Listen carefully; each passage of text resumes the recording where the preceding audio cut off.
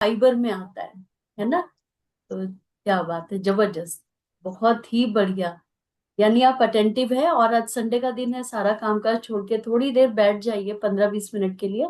और चलिए शुरुआत करते हैं। तो हाय, मेरा नाम रश्मि है, और यहाँ पर मेरे को 5 साल कंप्लीट होने जा रहा है जनवरी में।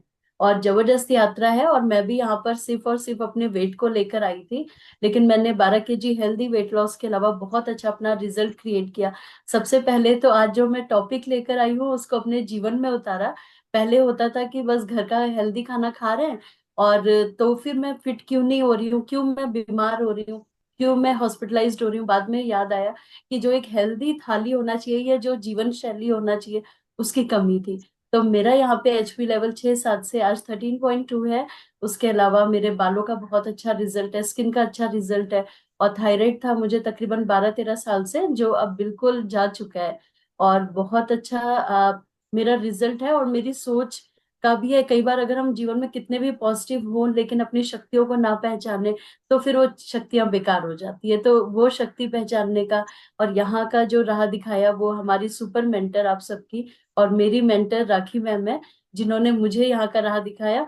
और ये कोविड टाइम की बात है, और हम लोग फेसबुक के जरिए मिले थे, है ना। तो आप में से काफी लोगों ने मैम पे विश्वास किया और सोशल मीडिया से आए हैं।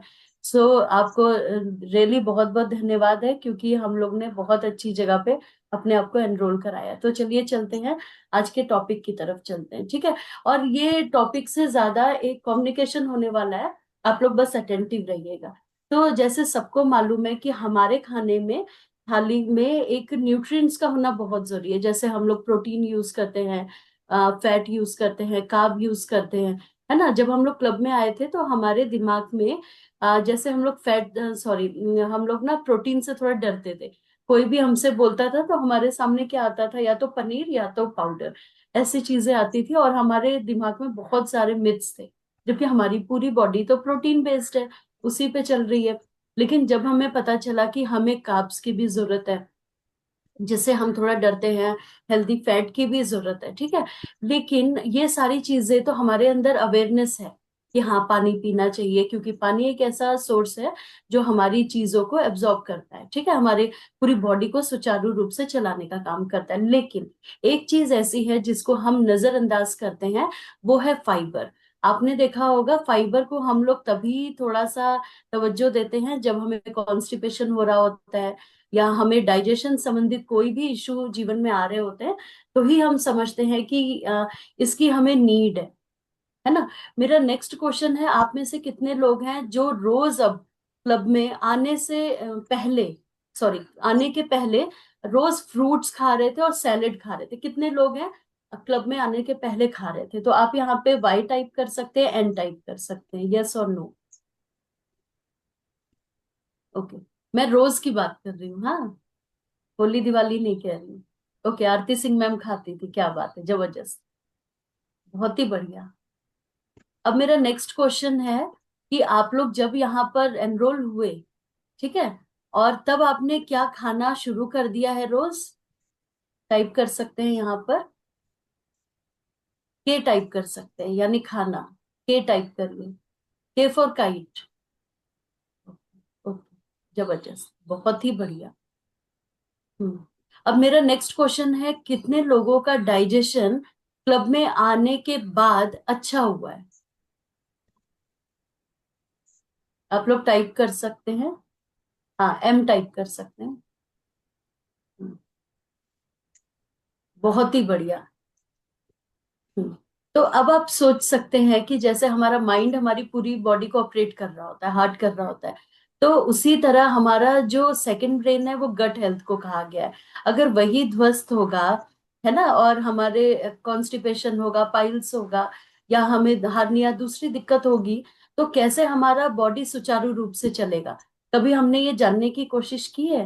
कभी नहीं की है। हमने इसको इतना ध्यान नहीं दिया है।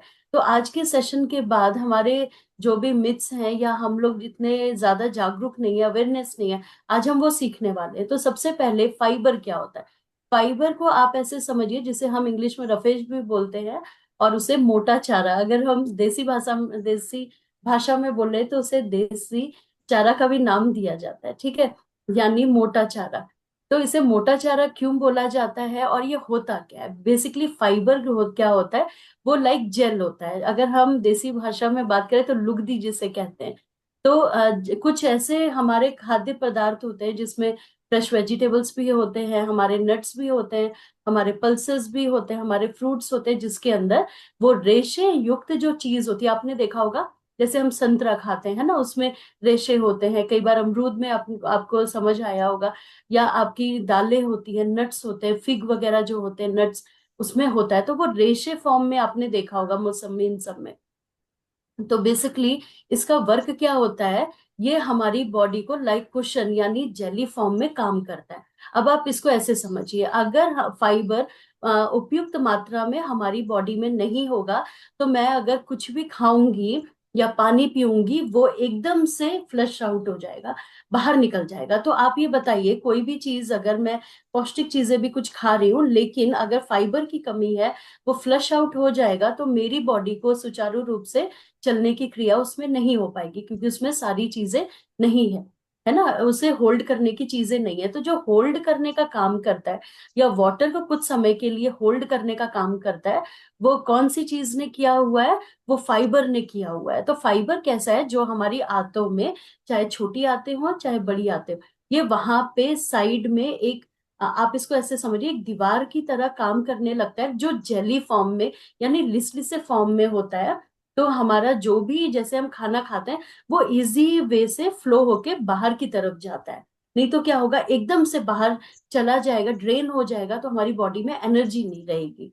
ठीक है, जिसके कारण क्या हो सकता है, फिशरी हो सकता है, और हार्निया हो सकता है, और मेजर कॉन्स्टिपेशन हो सकता है, पाइल्स हो सकता है खूनी वाले, मतलब बहुत ज्यादा हमें प्रॉब्लम क्रिएट हो सकती है।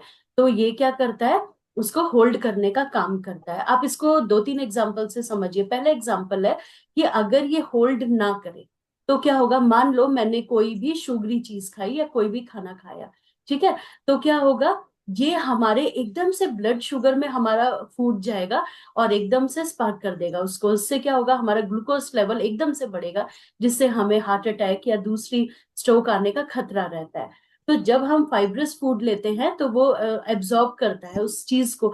हम चाहे विटामिन ले, चाहे मिनरल ले, चाहे प्रोटीन ले, चाहे कार्ब ले, ठीक है, ये उसको होल्ड करने का काम करेगा।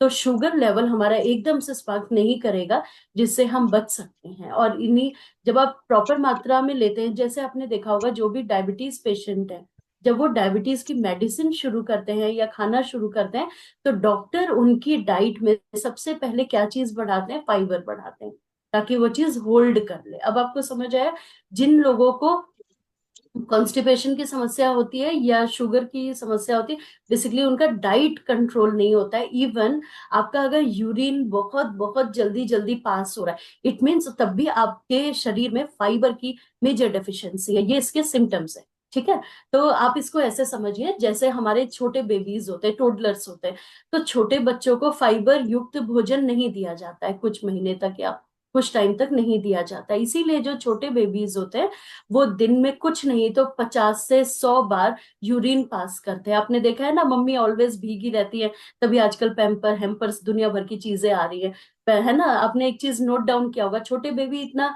क्यों करते हैं, कभी आपने मॉनिटर किया है? क्योंकि उनके शरीर में फाइबर बेसिकली नहीं होता है, या बहुत ही मिनिमम होता है। तो उनका यूरिन बेसिकली होल्ड नहीं करता, वो किडनी द्वारा तुरंत ही उसको साफ करके वो तुरंत ही फ्लश आउट हो जाता है। लेकिन जैसे जैसे हम बड़े होते हैं, हमारी डाइट में ये सारी चीजें आती हैं, हम होल्ड करना शुरू कर देते हैं। अगर ये तीन चीजें मैंने बताई अभी जो, अगर ये प्रॉब्लम हो रही है, तो आप तुरंत अपना डाइट, उसको फाइबर को चेक करना बनता है। ठीक है, तो आपको करना क्या है, तो हमें कैसे पता चलेगा कि हमारी बॉडी को कितना फाइबर इन अ डे चाहिए। जैसे जेंट्स जो होते हैं, मेल होते हैं, उनको चाहिए होता है तकरीबन 32 से 38 ग्राम इन अ डे।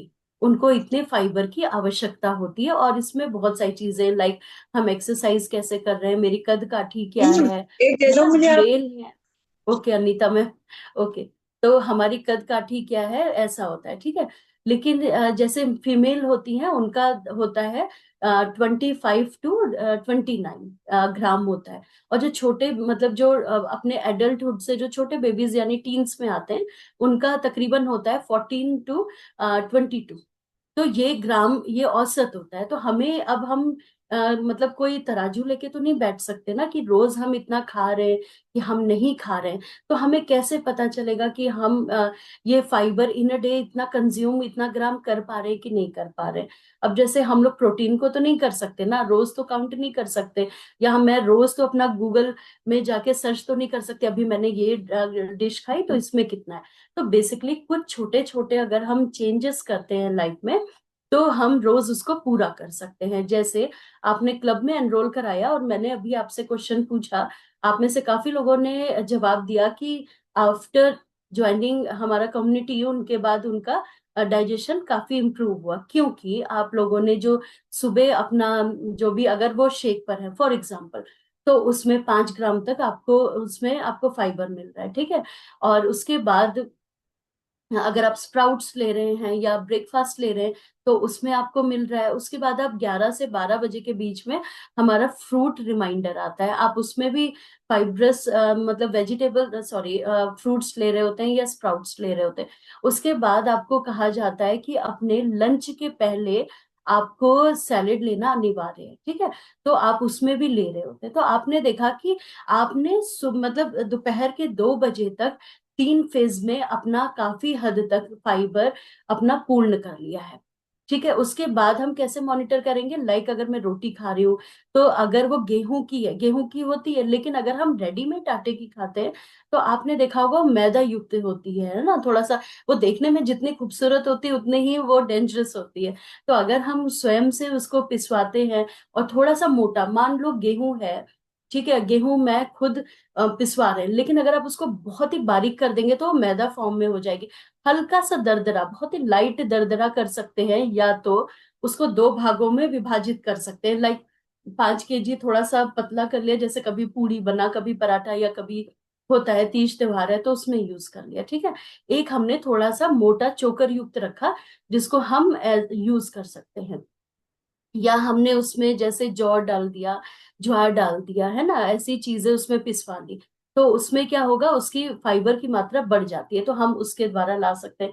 जो लोग ब्राउन राइस खाते हैं उसमें ला सकते हैं। तो आपने देखा कि दिन में अगर हम थोड़ा सा माइंडफुल रहे कि हम क्या खा रहे हैं, तो हम काफी हद तक अपना फाइबर की मात्रा कर सकते हैं। जैसे आप में से काफी लोग हैं, जैसे हम लोग बाहर जाते हैं, तो आप लोगों ने कभी मॉनिटर किया है कि हम लोग जैसे बाहर घूमने गए, कहीं गए, तो हमारा डाइजेशन या हमारे मोशंस वैसे नहीं होते हैं जैसे हम घर में फ्रेश होते हैं। कभी आपने नोट डाउन किया है? क्योंकि घर में हम अपने अनुसार अपनी डाइट को बना रहे होते हैं, लेकिन बाहर हमें ये प्रॉब्लम आ रही होती, क्योंकि कोई घर की चीजें तो वहाँ अवेलेबल अवेलेबल नहीं होती है। तो उसमें ना प्रोटीन होता है, ना इतनी मतलब सारी चीजें होती हैं। इसीलिए ये आप देखेंगे, हमें बाहर जाके हम कहते हैं यार हमारा तो पेट नहीं साफ हुआ, हमें तो प्रॉब्लम क्रिएट हो गई, है ना, इसीलिए होता है। तो आपको क्या करना है, 2-3 चीजों का ध्यान देना है कि हम खा क्या रहे हैं, सबसे बड़ी चीज है। और एक चीज और बता दे, अगर बहुत ज्यादा फाइबर भी अगर हम लेते हैं तो भी गलत है, क्योंकि उससे भी हमें डाइजेशन हमारा पुअर हो सकता है, बहुत ज्यादा मेजर कॉन्स्टिपेशन हो सकता है।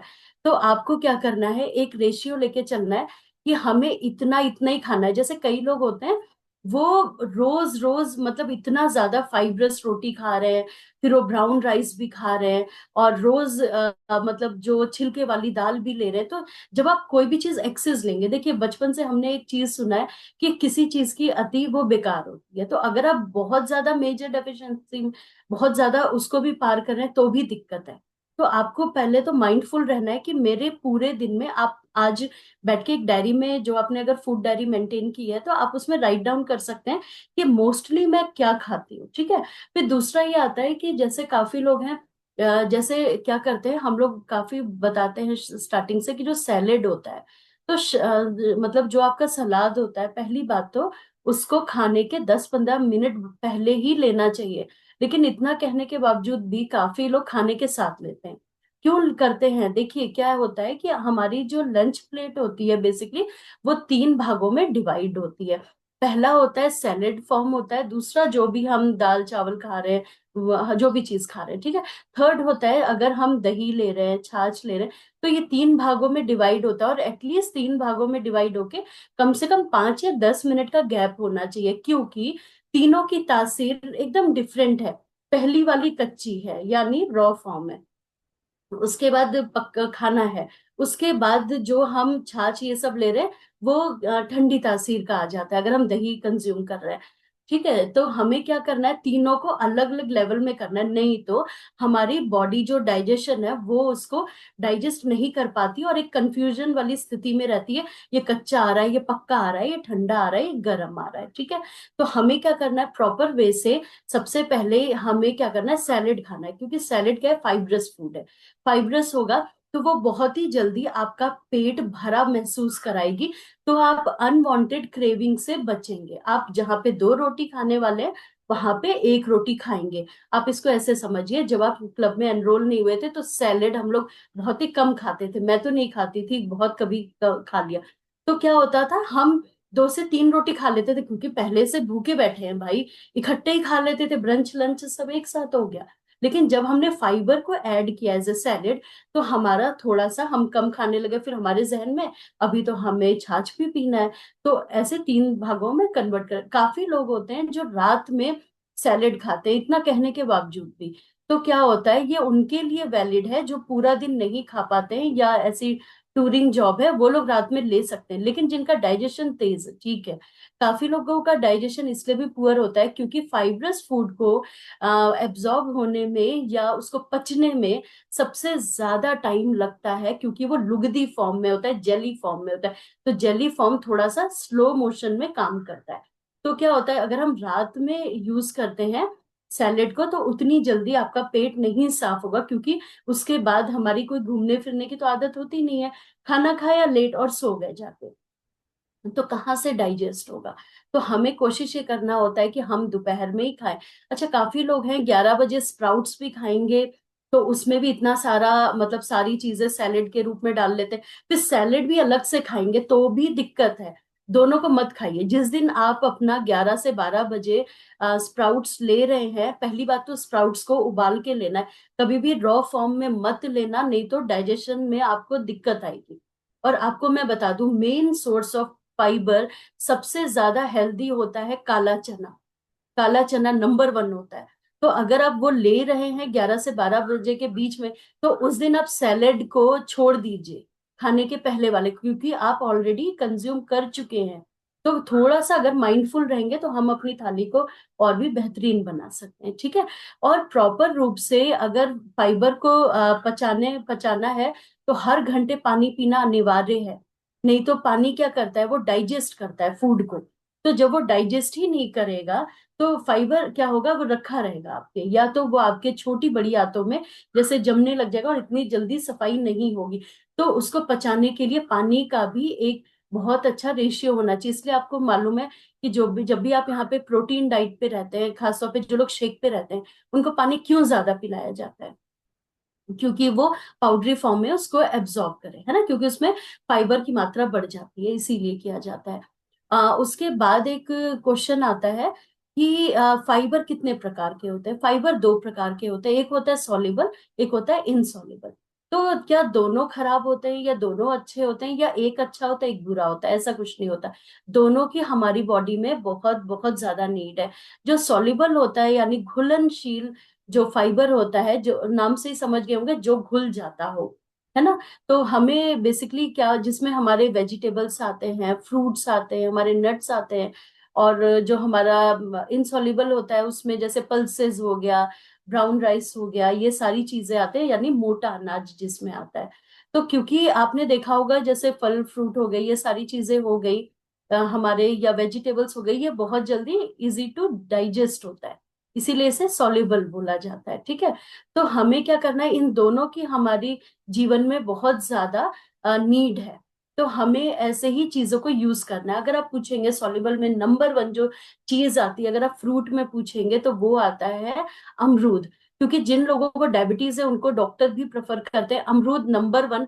और सबसे ज्यादा अगर आप फाइब्रस ग्राम में पूछेंगे तो अमरूद आता है। अगर सीजन है तो 101% अपनी डाइट में आप उसको यूज करिए। आप उसको एज अ सैलेड भी खा सकते हैं, आप उसकी चटनी भी बना सकते हैं। मैं तो बनाती हूँ उसकी चटनी, कुछ नहीं है। जैसे हम टमाटर की बनाते हैं, हम मतलब ये मतलब बहुत सारी चीजें होती हैं। आप उसको, जैसे आड़ू है, इन सबकी भी चटनी बनती है।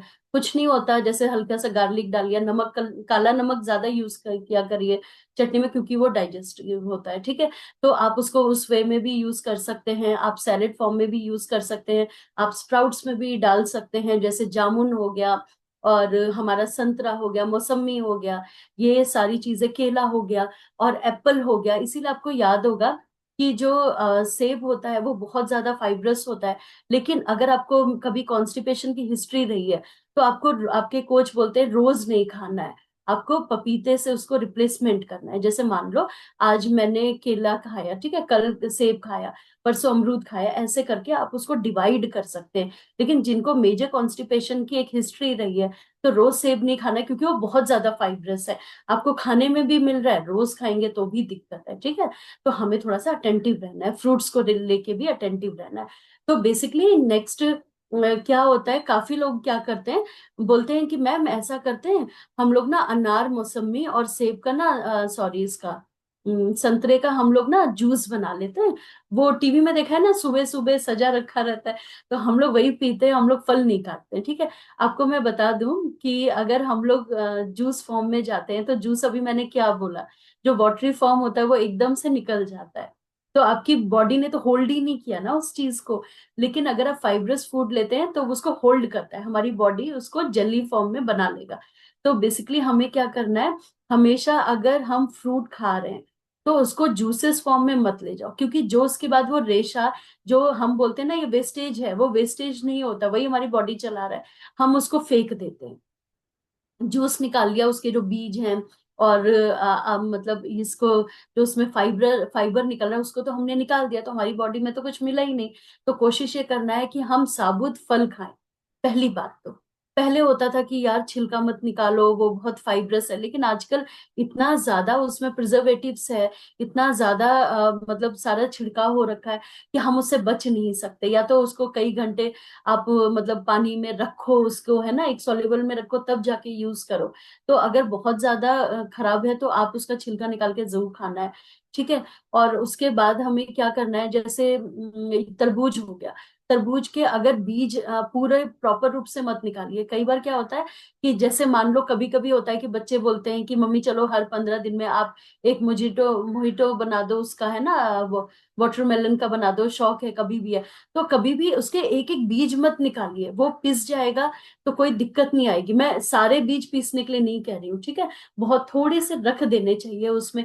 या हम लोग अगर कंज्यूम कर रहे हैं तो उसके बीज, अच्छा कॉमन सेंस की बात है, हम लोग बीज खरीद खरीद के नट्स लाते हैं, अपने फ्रिज में सजाते हैं, हम उसको खाते हैं, ठीक है, तो वो भी लाइक बीज है। तो उसको पूर्ण रूप से फेंकने वाला नहीं होता है, उसको थोड़ा सा हम खा सकते हैं। लेकिन हाँ, जिनको बहुत बहुत ज्यादा हिस्ट्री रही है, कोई ऑपरेशन हुआ है गॉल ब्लैडर या किडनी संबंधित, उनके लिए मना होता है, क्योंकि उनकी वो एब्जॉर्ब नहीं कर पाएगी ना, उनकी बॉडी में इतना क्षमता नहीं है, उसको झेलने की क्षमता नहीं। लेकिन अगर आप में है तो आप लोग खा सकते हैं बेसिकली। उसके बाद आता है जैसे अभी हमने सॉल्युबल बात की, अभी इनसॉल्युबल में हमारे जो पल्सेस हो गए, हमारे जो मतलब जो अपना दालें हो गई, हमारा ब्राउन राइस हो गया, ओट्स हो गया, है ना, ये सारी चीजें आती हैं जो हमें खाने के द्वारा मिलती हैं। जैसे दाल में अगर आप नंबर वन पूछेंगे तो प्रोग्राम में आने के पहले मेरे जहन में सिर्फ सॉरी, थोड़ा सा वो दाल थी, ठीक है, जो हम पेशेंट्स होते हैं तो हम खाते हैं, मूंग दाल थी, सॉरी। तो अभी हम लोग मसूर दाल खा रहे हैं। ठीक है, तो अभी मसूर दाल नंबर वन पे आती है, क्योंकि सबसे ज्यादा फाइब्रस मसूर दाल को माना गया है, चाहे वो छिलके वाली हो चाहे बिना छिलके वाली हो। दूसरी बात एक और है कि काफी लोग क्या करते हैं, खाएंगे छिलके वाली दाल, ठीक है, लेकिन क्या करते हैं, उसको 1-2 घंटे भिगो दिया, 3 घंटे भिगो दिया, फिर जब उसको मैश करके धोते हैं तो उसके सारे छिलके तो फ्लश आउट कर दिया आपने, निकाल दिए। तो अब मेरा नेक्स्ट क्वेश्चन है, जब ऑलरेडी मार्केट में बिना छिलके की भी दाल मौजूद है और छिलके की भी मौजूद है, तो हम इतनी मेहनत क्यों कर रहे हैं? हम उसे बिना छिलके की क्यों बना रहे हैं? हम क्यों नहीं दोनों रख रहे हैं? तो ऐसा नहीं करना। अगर जिस दिन मैं फैसला करूंगी कि मुझे छिलके की दाल खानी है, तो उसको वॉश करेंगे हल्का सा और 10 मिनट पहले भिगो के, ज्यादा उसका छिलका मत निकालिए, नहीं तो फाइबर है कहाँ, फाइबर तो जा रहा है ना। तो ये करना है। और हो सके तो इसका चीला बहुत मतलब बहुत ही न्यूट्रिशियस होता है। तो आप सारे दालों को मिक्स करके भी चीला बना सकते हैं, जरूरी नहीं कि एक ही दाल का बनता है, सारी चीजों का बना सकते हैं। तो मसूर दाल नंबर 1 पे आती है। उसके बाद आपका मूंग दाल आती है, आप उसको यूज कर सकते हैं। और जैसे ब्राउन राइस, ये सारी चीजें हो गई। और ना व्हीट, जैसे सूजी हो गई। तो आपने देखा होगा जैसे हम अप्पे बना रहे हैं या हम कोई भी डोसा बना रहे हैं, तो थोड़ा सा उसमें सूजी भी डाल सकते हैं। ऐसा नहीं है, कोई चीज आपको एकदम मना नहीं की जा रही है, आप उसको भी डाल सकते हैं, ठीक है। और हमेशा ध्यान देना है कि मोटे अनाज, जैसे हम आटा चालते हैं, तो अगर वो जैसे घर का मतलब गेहूं आ रहा है, ठीक है, अपना अच्छा खासा धुला है, सब कुछ है, तो आप उसे थोड़ा सा मोटा दरदरा, ये मैं बता चुकी हूँ। कई बार हम उसको बिना चाले भी यूज कर सकते हैं, पहले करते थे। अब तो क्योंकि इतनी गारंटी नहीं है, आजकल थोड़ा सा ज्यादा मिलावट चल रही है, तो नहीं करते। अगर आपको याद होगा, हमारी मम्मी लोग इतना नहीं चालते थे उसको। आप लोगों ने देखा होगा, और बचपन से हम लोगों को इतनी कोई डाइजेशन की दिक्कत नहीं रही है। आपने ये चीज भी मॉनिटर की होगी, है ना।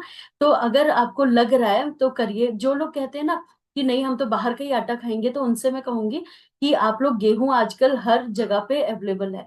आप गेहूं लीजिए, उसको घर में साफ करिए। और जो बाहर से हम गेहूं खरीदते हैं ना, वो पहले ही इतना साफ सुथरा होता है, लेकिन उसको धोना जरूर है, क्योंकि प्रिजर्वेटिव है। एक सिंपल सी बात है, क्योंकि अगर मैं अपने खेत से गेहूं लाऊंगी, उनको स्टोर करने में नानी याद आती है। तो हमें बेसिकली क्या करना है कि उनको अच्छी तरह वॉश करना है, धूप लगाना है, उसमें सारी जौ ये सब मिलाकर फिर उसको पिसवाएंगे, तो ज्यादा बेनिफिट रहेगा, ठीक है। और ये सारी चीजें हम लोगों को ध्यान देनी है। और कुछ इसकी मिथ्स होते हैं जो, हाँ, मैं कुछ चीजें, सॉरी भूल गई, मैं आपको बता दूं। जैसे नट्स में अखरोट हो गया, एवोकाडो हो गया, फिग हो गया, इनको अपनी डाइट में जरूर शामिल करो। जो एवोकाडो है वो बहुत बहुत ज्यादा महंगा आता है, तो मैं कभी नहीं कहूंगी कि उसको लीजिए।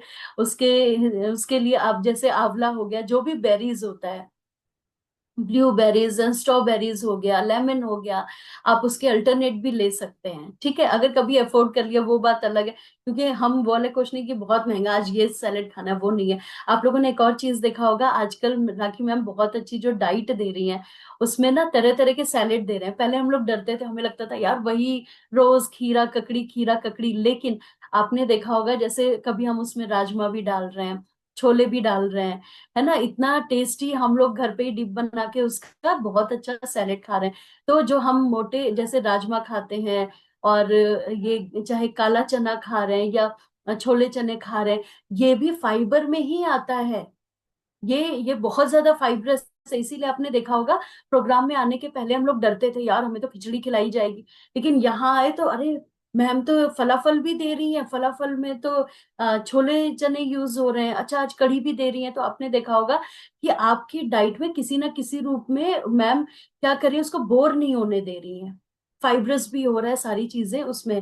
कुछ मिथ्स हैं जो मैं जरूर शेयर करूंगी। ओवर कुक्ड, काफी लोग खाने को इतना ज्यादा ओवर कुक्ड कर देते हैं, इतना मतलब पका देते हैं या बॉईल कर देते हैं कि उसमें से जो रेशेदार चीजें हैं वो निकल जाती हैं। ठीक है। तो उनको बहुत ज्यादा मत पकाइए। मैं आपको एक सिंपल एग्जांपल देती हूँ। जैसे शकरकंदी होता है, सबसे ज्यादा कहेंगे फाइब्रस और सबसे ज्यादा टेस्टी और पोषक तत्वों से भरा होता है शकरकंदी, जिसको हम फास्ट में भी खाते हैं, क्योंकि वो पेट भरा भरा लगता है। काफी लोग क्या करते हैं, उसका हलवा बना देंगे या क्या करेंगे, उसको देसी घी में इतना कलहार देंगे कि चाट बना देंगे।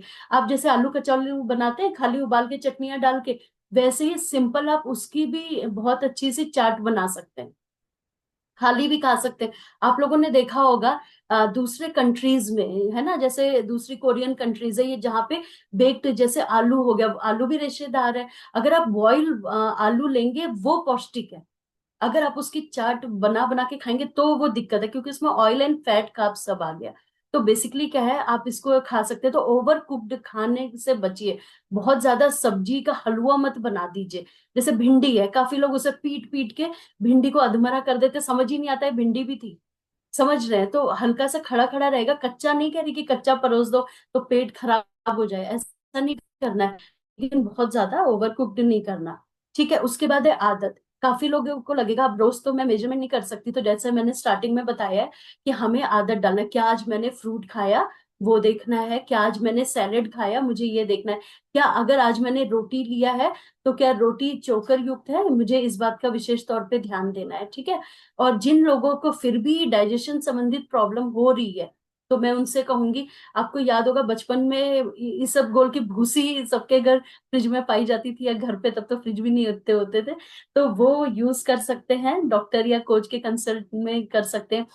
या तो जो मुनक्का होता है वो भी बहुत बहुत फाइब्रस होता है, और वो इजी टू डाइजेस्ट है, तो आप उसे हल्का सा दूध में करके, लेकिन जिनका डाइजेशन पुअर है उनको दूध मना होता है, फ्रेंकली स्पीकिंग। उसके बाद जैसे छिलके मैंने बता ही दिया कि कोशिश करना है बहुत ज्यादा दालों की या पल्सेस के छिलके नहीं निकालने। और पानी सबसे मेन चीज है, फाइबर को डाइजेस्ट होने के लिए पानी पीना ही पीना है। आंख बंद करके पानी पीना है आपको, शाम के 7 बजे तक पानी पीना है। ठीक है। तो यही मेन चीजें हैं। फाइबर क्या होता है, क्या जरूरत है, अब आपको पता चल गया कि अगर फाइबर नहीं होगा तो आपकी बॉडी में चीजें होल्ड नहीं होगी। इसलिए जो बोलते हैं ना कि मैम हम तो खाते हैं तुरंत मोशन चले जाते हैं, तुरंत फ्रेश होने चले जाते हैं, तो ये गलत बात है। क्योंकि तुरंत अगर होंगे तो हमारी बॉडी ने तो वो चीज होल्ड ही नहीं की, तो हमारा शरीर ग्रो कहाँ से करेगा। तो होल्ड करने का काम कौन करता है, अब समझ आया कि आंतों में जो जेली फॉर्म में साइड में रहता है, उसको एज अ कुशन का काम करता है, आपके फूड को, पानी को इजी टू डाइजेस्ट करने का काम फाइबर करता है। किन किन चीजों में होता है, किस प्रकार की होती है, आज हमने जाना। तो आज आपको मॉनिटर करना है। तो जो लोग डरते हैं ना, हम तो रोज फल नहीं खाएंगे भाई, ये तो बड़े लोगों के काम है, आज हम सैलेड नहीं खाएंगे क्योंकि हमसे कटता नहीं है। खाना तो किसी तरह मैम बन ही जाता है, कौन काटेगा। अब आप समझ जाना कि ये दिक्कत है। अगर आपने सैलेड की आदत खुद की नहीं डाली है, तो अपने बच्चों में भी नहीं डाल पाएंगे। तो अपने बच्चों की भी ड्यूटी लगाइए, बड़े हो रहे हैं बेटा, आप खीरा काट के रखो, हम आ रहे हैं, हम ये कर रहे हैं। तो बच्चों को भी यहाँ से सिखाने का होता है। और बीट रूट को भी अगर आप यूज करेंगे तो बहुत है। कई लोगों को ना बीट रूट डाइजेस्ट नहीं होता है कच्चा, जैसे मेरे को लगता है मेरे गले में। तो आप उसे क्या कर सकते हैं, अपनी रोटी में कर सकते हैं, मतलब कद्दूकस कर सकते हैं। या आप जैसे हम लोग खीरे का रायता बनाते हैं, आप उसमें कद्दूकस कर सकते हैं। ठीक है। और सबसे सिंपल मैं बता रही हूँ, साउथ का जो सबसे अच्छा है, आपको कुछ नहीं करना, हल्का सा नारियल उसमें कद्दूकस करके डाल दो, और जीरा हींग में उसको छौंक दो, और उसको साइड डिश बना दो। इतनी टेस्टी रहती है, और कम कैलोरी, सबसे ज्यादा पोषक तत्व। तो और हम कुछ चीजें आज, क्योंकि थोड़ा सा माइंड अपसेट है इसलिए, लेकिन एक चीज है, बहुत ज्यादा फाइबर आपके इसमें भी होता है, फली, ड्रम स्टिक। ड्रम स्टिक में आपने देखा है ना, थोड़ा सा लिसलिसा भी होता है और रेशेदार भी होता है, तो ड्रम स्टिक भी बहुत, मतलब आपको ये ध्यान देना है शकरकंदी आपके डाइट में है कि नहीं है, और आपके डाइट में कुछ फ्रूट्स होने अनिवार्य हैं। और ये सारी चीजें आप मॉनिटर करिए और खुद भी खाइए। और अपने घर वालों को, हाँ, सहजन की फली, और सहजन का तो हम यहाँ साउथ में तो हम लोग पत्तों की भी सब्जी बनाते हैं, चटनी उसकी बहुत अच्छी बनती है। आप उसके पत्तों की बहुत अच्छी चटनी बना सकते हैं। और बस ये कि जब उसकी चटनी बनाते हैं तो हल्का सा ऑयल डाल के उसको थोड़ा सा मतलब फ्राई करना होता है, हल्का सा करना होता है। ठीक है। तो आई होप समझ आया होगा, कोई भी चीज समझ आई होगी, लेकिन फाइबर से दोस्ती करना है, डरना नहीं है। ठीक है। तो और इसी इससे क्या होगा, आप बड़े से चीजों से बचेंगे। मतलब आप समझ रहे हैं। और लेकिन जिन लोगों को ऑपरेशन हुआ है, कुछ हुआ है, तो और या हायर मेडिसिन में है, तो वो डॉक्टर की निगरानी में ही करेंगे, क्योंकि कई बार फाइबर उनको डाइजेस्ट नहीं होता है। So thank you so much, and over to you Rakhi ma'am.